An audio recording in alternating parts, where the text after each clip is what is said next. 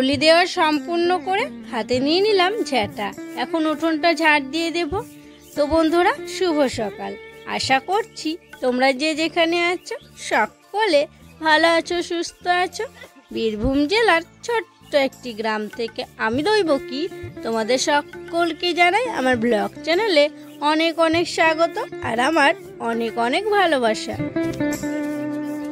আর তোমরা তো জানোই যে আমাদের উঠোনটা বেশ অনেকটাই বড়, তাই উঠোন ঝাড় দিতে অনেকটাই সময় লেগে যায়।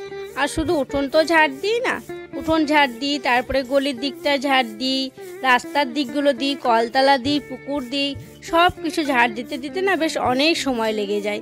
তবুও কিছু করার নেই, জানো তো, এই সকাল বিকাল দুবেলা উঠোনটা ঝাড় দিতেই হয়।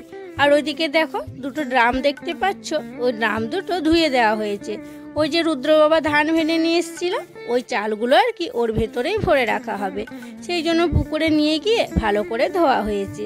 দিয়ে শোকাতে দেওয়া ছিল, একটা রোদ পেয়েছে আর একটা রোদে দিতে হবে। তো যাই হোক, ওই দিকটা দেখো আগেই ঝাড় দিয়ে নিয়েছি, তারপরে এই দিকটাকে ঝাড় দিয়ে নিচ্ছি। উঠোনটা আমার ঝাড় দেওয়া হয়ে গেছে, তারপরে গলির দিকটা দিয়ে দিচ্ছি।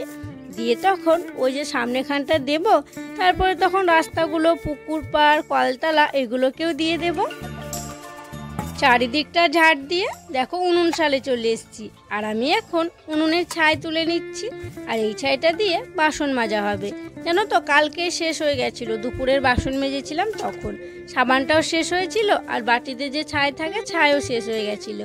তাই সকাল সকাল উনুন শাল থেকে ছাই নিয়ে এলাম, আর সাবানটা রুদ্রবাবা কালকে রাতেই নিয়ে এসেছিলো, সাবানটাও নিয়ে এলাম। তারপরে দেখো পুকুর পাড়ে চলে এসেছি, আর বাসনটা অনেকটাই আগেই ভিজিয়ে রেখেছিলাম। এখন বাসনগুলো মাজতে শুরু করে দিলাম।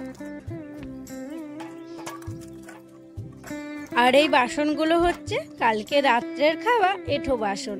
তো বন্ধুরা চলো, আজকে এই সকালবেলাতেই পুকুর পাড়ে বাসন মাজতে মাজতে তোমাদের সুন্দর সুন্দর নামগুলো নিয়ে ফেলি।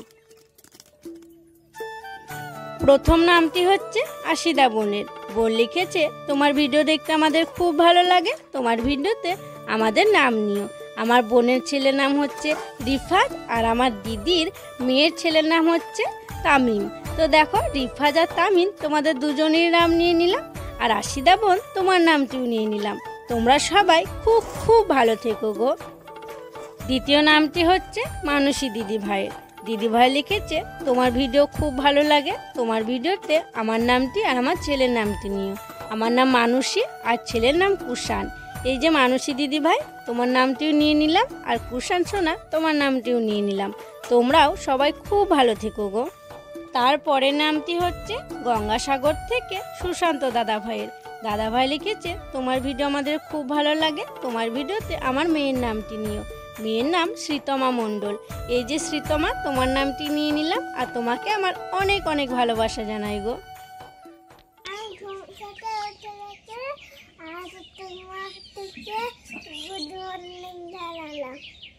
তোমাদেরকে গুড মর্নিং জানালাম। কোথায় যাবো এখন? স্কুলে।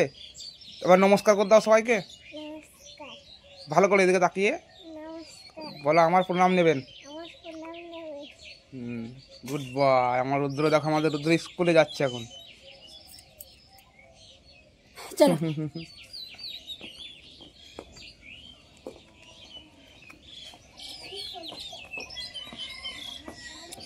রুদ্রকে স্কুলের গাড়িতে দিয়ে চলে এলাম। বাড়ি এসে দেখো মুড়ি খাবার জন্য আলু ভাজা করে নিচ্ছি। যেটাকে তোমরা বলো আলু চচ্চড়ি, সেটাকে আমাদের গ্রামের মানুষে বলে আলু ভাজা। এই যে ছোট ছোট করে আলুগুলো কেটে নিয়েছি, আর ওই ফোড়নে দিলাম জিরে আর লঙ্কা। জিরে লঙ্কা ফোড়ন দিয়ে আলুগুলো দিয়ে দিলাম, এবার নাড়াচাড়া করে দিচ্ছি। তারপরে তখন হলুদ আর লবণ দিয়ে দেব। আর কি জানো তো, মানে সকাল সকালে আজকে আলু ভাজাটা করে নিচ্ছি। ওই যে সকালে যে কাজগুলো করি সেগুলো প্রায় হয়েই গেছে, এবার স্নানের আগে যে কাজগুলো করি সেগুলো করতে আছে। ওই গোবর ঘুঁটে নিয়ে কাজ, তো ভাবলাম ওগুলো করতে করতে মুড়ি খাওয়ার বেলা হয়ে যাবে, তো তরকারিটা করে রাখি, তাহলে রুদ্র বাবারা মুড়ি নিয়ে খেতে পারবে। সেই জন্য তরকারিটা আজকে আগেই করে নিচ্ছি, তারপরে তখন কাজ করতে শুরু করব।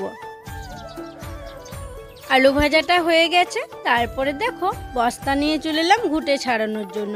কিছু গোবর জড়ো হয়ে আছে জানো তো, ওই যে জায়গা নেই দেওয়ার জন্য, ওই দিকে দেখছো একটুখানি জায়গা আছে, তবে ওই জায়গায় জায়গা হবে না বলে এই ঘুঁটেগুলো ছাড়িয়ে দিচ্ছি। তো তবে যে ঘুঁটেগুলো ছাড়াচ্ছি খুব একটা শোকায়নি গো, এখনও কিন্তু ভেজা ভেজা হয়ে আছে।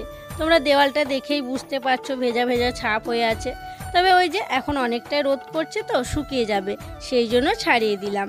আর দেখো ছাড়ানো মাত্র ছাদে নিয়ে চলে এলাম, ছাদেই মেলে দেবো, অনেকটা ভিজে তো একটা রোদ পেলেই শুকিয়ে যাবে। আবার যদি নিচে দিতাম তাহলে কিন্তু একটা রোদে শুকাতো নয়। তো ছাদে নিয়ে এসে ঘুঁটেগুলোকে দেখো মেলে দিচ্ছি। আর হ্যাঁ, এক দিদিভাই জিজ্ঞাসা করেছো যে তোমাদের ওখানে কি কেউ কাঠে রান্না করে না, সবাই দেখি ঘুঁটেতেই রান্না করে। তবে কি বলো তো দিদিভাই, আমাদের এখানে তো সবার বাড়িতে গরু আছে, সেই জন্য গরুর গোবর থেকে ঘুঁটে দেয়, ঘুঁটে দিয়েই কিন্তু রান্না করে। তো যাই হোক দেখো ঘুঁটেগুলো আমার সব মেলা হয়ে গেছে। তারপরে ভাবলাম ছাদে যখন এসছি একটা পেঁপে পেরে নিই, তাই একটা পেঁপে পেরে নিলাম। আর ওই ওপর থেকে আমি পারলাম, তোমরা তো দেখলেই। আর চলো এবার দেখাই যে পেঁপেটা কোথায় পড়েছে। এই গাছ থেকে গুড় গুড় করে এসছে, এই দেখো পেঁপেটা পড়েছে একদম ছাইয়ের কাছে, ছাই লেগে গেছে পেঁপেটাতে। বাহ, একাতে ধরা যাচ্ছে না, ফেটে গিয়ে একদম আঠা বেরিয়ে গেছে। আর এই দেখো পাতনায় ছাই রাখা হয়, কারণ ছাই তো লাগে গোয়াল পরিষ্কার করার জন্য, তো সেই জন্য ছাইগুলো এখানে থাকে। আর এই যে এদিকটায় পড়ে গেছে, তো ছাইয়ের উপরে পড়ে দেখো পেঁপেটাতে ছাই লেগে গেছে। তো যাই হোক চলো এখন ভালো করে পেঁপেটাকে ধুয়ে নিই। সমস্ত কাজ সেরে স্নান করে চলে এসেছি। আর স্নান করে এসে ঠাকুর সেবা দিয়ে দিয়েছি, জামা কাপড় মেলেছি, আর খাওয়া দাওয়াটাও সেরে নিয়েছি। তারপরেই দেখো রান্না বান্না জোগাড় যন্ত্র করতে শুরু করে দিয়েছি। আর আজকে উনুন শালে সব কিছু নিয়ে চলে এসেছি, উনুন শালে সব কিছু কেটে নেব। তো দেখো বেগুনটা রুদ্রবাবা নিয়ে এসেছিলো, বেগুনটা অনেকটাই কিন্তু বীজ হয়ে গেছে। তো যে তরকারিতেই দিই না কেন তরকারিটাই পুরো বীজ বীজ করে দেবে। তবে কি আর করব, কেনা জিনিস ফেলে দেব, নষ্ট করব, গায়ে লাগবে। আবার যদি বাড়ির হতো তাহলে কিন্তু ছাগল গরুকে খাইয়ে দিতাম। তো যাই হোক দেখো বেগুনগুলো কেটে নিলাম, তারপরে শাকগুলো কেটে নিচ্ছি। কালকে বিকেলবেলাতে শাকগুলো দিদি নিয়ে এসেছিল, তো সকালবেলায় আর কি আমার যাওয়া হয় না, কাজের একটু চাপ বেশি থাকে, তো সেই জন্য দিদি এনে দিয়েছিল। তাই সকালবেলায় দেখো আমি শাকগুলো কেটে নিচ্ছি। শাকগুলো কাটার পর ওই যে পেঁপেটা পারলাম, পেঁপেটা দেখো কেটে নিচ্ছি। আর পেঁপেটা তো ভিতরটা খুব সুন্দর, মানে খুব কচিও না আবার খুব বুড়োও না, জানো তো, এটাই মানে খাওয়ার মতো ঠিক মাপ। তো যাই হোক দেখো বড় পেঁপেটা কেটে দিলাম। আর জানো তো আজকে ভাবছি ওই আলু পেঁপে আর মাছ দিয়ে পাতলা করে ঝোল করব। কয়েকদিন থেকে তো টমেটো দিয়ে তরকারি খাওয়া হচ্ছিল টক টক করে, তো ভাবলাম মাছ যখন আছে আজকে একটু ঝোল করি। কালকে তো এমনি ঝাল দেওয়া করেছিলাম, আর কিছু মাছ ভেজে রেখে দিয়েছিলাম, তো সেগুলো আর একবার ভাজবো, ভেজে ঝোল করে নেব। সবজিগুলো কাটার পর ধুয়ে রেখেছিলাম, তারপরেই উনুন ধরে দিয়েছি। আর দেখো উনুন ধরে গেছে, একদিকে ভাতের জন্য জল বসিয়ে দিয়েছি, আর একদিকে শাকটা রান্না করে নিচ্ছি। আর আগে তো শাক রান্না করছিলাম তখন খুব জল বেরোতো, তোমরা কমেন্ট করে বলেছিলে যে আগে হলুদ লবণ মাখিয়ে রাখতে, তাহলে জলটা ঝরে যাবে। আর আজকে দেখো শাকটা ধোয়ার পর হলুদ লবণ মাখিয়ে রেখেছিলাম, বেশি জল বেরোবে না মনে হচ্ছে, যা জল বেরোনো বেরিয়ে গেছে। তো এই যে রসুন ফোড়ন করে দিয়ে দিলাম, 5 ফোড়ন, লঙ্কা ফোড়ন আর রসুন দিয়েছি ফোড়নে। তারপরে যে শাকগুলো দিয়ে নাড়াচাড়া করে দেখো হলুদ লবণ দিয়ে দিলাম, আর একটু করে দিলাম আর কি, তখন অল্প করে দিয়েছিলাম, আর একটু না দিলে ঠিক স্বাদটা হবে না, সেই জন্য আর একটু দিয়ে দিলাম। এবার নাড়াচাড়া করে দিচ্ছি, আর যতক্ষণ না ভালোভাবে সিদ্ধ হবে ততক্ষণ রান্না করে নেব। আজকে সকালবেলা যেন গ্রামে শুটকি মাছ বিক্রি করতে এসেছিল। আমি তো ঘরে কাজ করছিলাম, বাবা এসে বলল যে শুটকি মাছ বিক্রি করতে এসছে। তো গেলাম, গিয়ে দেখছি সবাই নিচ্ছে, তো আমিও 100 গ্রাম শুটকি মাছ নিলাম। আর এগুলো হচ্ছে চিংড়ি মাছের শুটকি, দেখো কি সুন্দর বড় বড় শুটকি মাছ। তবে এই মাছগুলো না আমাদের এখানে পাওয়া যায় না, এর থেকে ছোট ছোটোগুলো আমাদের এখানে পাওয়া যায়। তো যাই হোক আজকে শুটকি মাছ রান্না করব। শুটকি মাছটা ঢেলে নেওয়ার পর এই দেখো গরম জলে একটু ভেজাতে দিলাম, ওই 5 মিনিট মতো ভিজিয়ে রাখবো। কি বলো তো এই শুটকি মাছে না অনেক বালি থাকে, তো সেই জন্য গরম জলে দেওয়া। আর গরম জলে কিছুক্ষণ ভেজার পর ঠান্ডা জলে তখন ভালো করে ধুয়ে নেব, তাহলে খুব চকচকে পরিষ্কার হয়ে যাবে। অনেকক্ষণ ধরেই শাকটা রান্না করছি, আর জানো ভেবেছিলাম আজকে হয়তো শাক থেকে জল বের হবে না, কিন্তু তাও না জল বের হয়েছিল। তো যাই হোক অনেকক্ষণ রান্না করার পর শাকটা রান্না হয়ে গেছে। আর তোমরা তো দেখলেই ওদিকে ভাতটাও ফুটে উঠেছে। শাকটা দেখো আমি এখন নামিয়ে নিচ্ছি। আর শাকটা দেখো, ওই যে একটা বেগুন দিয়েছিলাম বীজ খুব, সেই জন্য শাকটা দেখে মনে হচ্ছে যেন পুরো বীজে ভর্তি, এত বীজ বীজ হয়ে গেছে শাকটা, দেখতেই খারাপ লাগছে। বন্ধুরা আমি রান্না করছিলাম আর দিদি এইমাত্র স্কুল থেকে এলো, আর স্কুল থেকে দেখো আমার জন্য গিফট নিয়ে এসছে। তো আমি তো জানি না কি আছে এর মধ্যে, আমি রান্না করছিলাম তখন দিদি বললো এই যে নিয়ে এসছে, তোর জন্য আছে আমার জন্য আছে, তো চলো দেখি দিদি কি নিয়ে এসছে। একদম লাল হলুদ গো লাগছে। এই দেখো লাল হলুদ দুটো শাড়ি, বাটি কিনতে নাকি গো? হ্যাঁ, এটা বাটি কিনতে হতো, বাটিকে একটা মলমল না কি বলতে হবে, একটা মলমল শাড়ি আর একটা বাটি প্রিন্টের শাড়ি, সুতির শাড়ি, একদম পিওর সুতির, খুব নরম গো সুতিটা একদম। মলমল আবার কি শাড়ি গো? মলমল হয় এরকম, মলমল নাম এগুলোর নাম। কুচিতে লাল আর গোটাটা এরকম, বেশ ভালো লাগছে দেখেছে। আর একটা কি আছে বের করো তো? এটা আমার পাটিওয়ালা। এটা যে চাদর হয় বাটি প্রিন্টায়, মনে হচ্ছে চাই এমনি করে মনে হয় চাদর। হ্যাঁ, আর এই যে দিদির জন্য পাটিওয়ালা প্যান্ট, তো দিদি তো ভাগ্নিকে নিয়ে স্কুলে যায় সেই জন্য নিয়েছে, দরকার পড়ে। দিদি তো শাড়ি খুব কমই পরে, দেখেছো তোমরা, কুর্তি নাইটি এগুলোই পরে। আর এই দেখো দিদি দুটো গেল নতুন শাড়ি গেল গো। এই দেখো দিদির দুটো সুতির শাড়ি নিয়ে এসছে, দিদি বলছে দুটো নিয়ে এলাম, তোর যেটা পছন্দ হবে তুই নিবি, তোর একটা আমার একটা। তোমার কোনটা পছন্দ? বন্ধুরা তোমরা কিন্তু বলো কোনটা পছন্দ নেবো আর দিদি কোনটা নেবে, ভালো করে দেখাও। ওটা খুলে দেখাও, এটা খুলে দেখাও। একটা হচ্ছে মলমল আর একটা হচ্ছে বাটি প্রিন্ট। তোমরা বলবে কোনটা আমাকে মানাবে আর কোনটা দিদিকে মানাবে। পুরোটা মানে রংটা একই, সেই লালে আর হলুদে, তবে তাও তোমাদেরকে আর কি জিজ্ঞাসা করছি, তোমরাও বলো যে কোনটা আমি নেবো কোনটা দিদি নেবে। এটা হচ্ছে মলমল, এটা হচ্ছে বাটি প্রিন্টের। যাই হোক না, তুমি ভাজ করে রাখো, আমার এখন রান্না বান্না এখনো শেষ হয়নি। চলো ঘরে রেখে খাটে এ করে দুটোই ভালো লাগছে।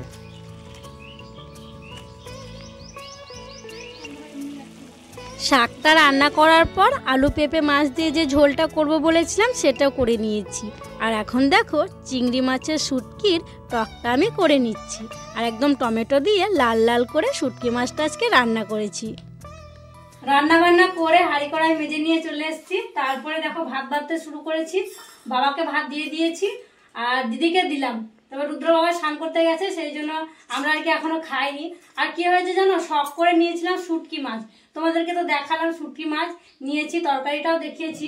তবে এই যে শুটকি মাছটা দেখো টমেটো দিয়ে কি সুন্দর করে রান্না করেছি। তবে জানো তো এই শুটকি মাছটা এত গন্ধ উঠছে, মানে খাওয়া যাবে না, মানে আমি নাকের কাছে আনতে পারছি না, বুঝতেই পারছো তার মানে। তো সেই জন্য কি করব, বাধ্য হয়ে এই যে টমেটো ছিল, টমেটোগুলো এখন কুচি করছি, কাঁচা লঙ্কা, কাঁচা পেঁয়াজ, সরষের তেল, লবণ দিয়ে টমেটো মাখা করব, দিয়ে ওটা দিয়ে ভাত খাবো। আর তোমরা তো জানো টক জিনিস না হলে আমি খেতে পারি না, মানে টক আমার একটু চাই। তো সেই জন্য আজকে তো টক করিনি, আলু পেঁপে মাছ দিয়ে ঝোল করেছি, ওইটা ফেলে দিতে হবে, রান্না করা তরকারি ফেলে দিতে হবে। এত মানে উগ্র গন্ধ, মানে গন্ধটা আমি নিতেই পারছি না, এতটা গন্ধ লাগছে। তো দিদিকে একটু দিলাম টেস্ট করার জন্য, দিদি একটা মুখে দিয়ে দেখলো, দিদিও খেতে পারলো না। তো কেউ খাবে না, মাকে তো দিইনি, মা এমনিতে খায় শুটকি, তবে যে গন্ধ বলে বমি করে দেবে না কি করে দেবে বলে মাকে দিয়ে দেবে। তো যাই হোক টমেটো মাখাটা এখন করে নিই, তারপরে খেতে বসবো। তো বন্ধুরা দেখো কি সুন্দর করে শুটকি মাছটা রান্না করেছিলাম, ফেলে দিতে হবে বাধ্য হয়ে। সবার খাওয়া হয়ে গেছে, আর আগে যারা খেয়েছে দিদি সব বাসনগুলো ধুয়ে নিয়ে চলে এসছে। আর এখন দেখো রুদ্র বাবার আমি খাওয়া দাওয়া করে নিচ্ছি। এই যে টমেটোটা মেখেছি, কাঁচা লঙ্কা পেঁয়াজ তেল দিয়ে, ভালো লাগছে টমেটো মাখা। আর ওই যে শুটকি মাছ রান্নাটা জলে ফেলে দিয়ে এলাম, জলে বলতে জলের ধারে দিয়ে এলাম, হাঁসগুলোটা খেয়ে নেবে, কুকুরেও খেতে পারে, তো সেই জন্য দিয়ে দিলাম। মানে এত গন্ধ লেগেছে আমার, মানে আমার ভাত খাবার ইচ্ছাটাই চলে গেছে জানো তো। আবার ছোটো থালে ভাত নিয়েছি, বড় থালে ভাতও নিলাম না, মানে আমি খাবো তো খাবার ইচ্ছাই করছে না আমার।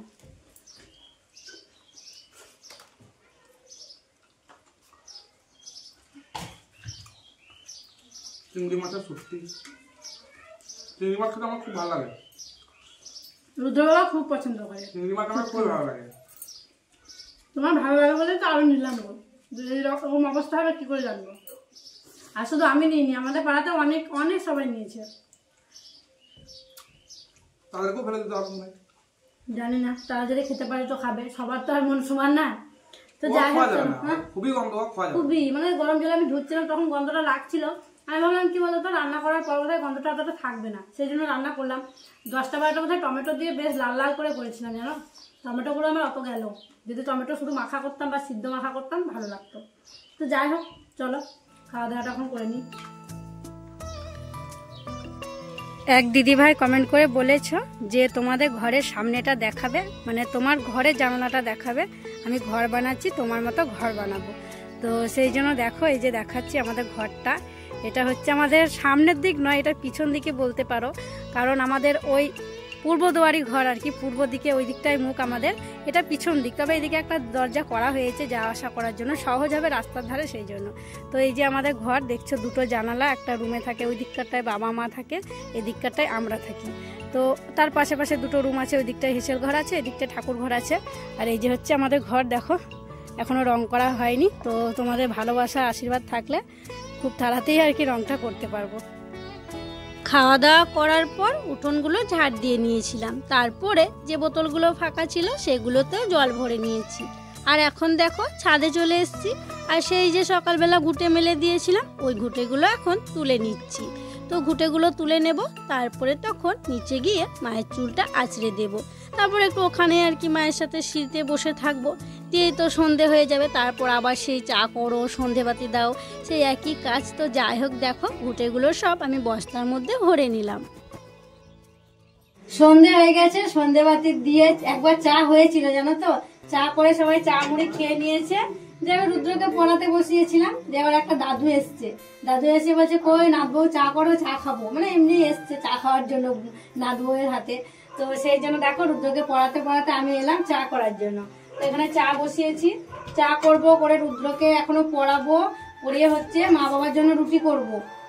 আবার হয়তো দিনে তো মাছ ফেলে দিতে হয়েছে, তাই রুদ্র বাবাকে দোকানে পাঠিয়েছিলাম, ডিম নিয়ে এসছে, ডিমের অমলেট করব। তারপরে আমার কাজ শেষ হবে। তারপরে কাজ শেষ বলতে এখনো খাবার বেড়ে দিতে হবে, সবাইকে দিতে হবে, এইসব কাজগুলো করব। তো যাই হোক, যতক্ষণ না ঘুমাবো আর কি শান্তি নেই। তো চলো তাহলে বন্ধুরা, আজকের মতো এখানেই বিদায় নিচ্ছি গো। তোমরা সকলে ভালো থেকো, সুস্থ থেকো। আর যারা নতুন বন্ধু হয়ে আমার এই ভিডিওটি দেখছো তাদেরকে আমার পাশে থাকার জন্য অনুরোধ করছি। আর যারা পুরনো বন্ধু হয়ে আমার পাশে আছো তাদেরকে আমার অসংখ্য অসংখ্য ধন্যবাদ আর অনেক অনেক ভালোবাসা। দেখা হবে আবার পরবর্তী ব্লগে।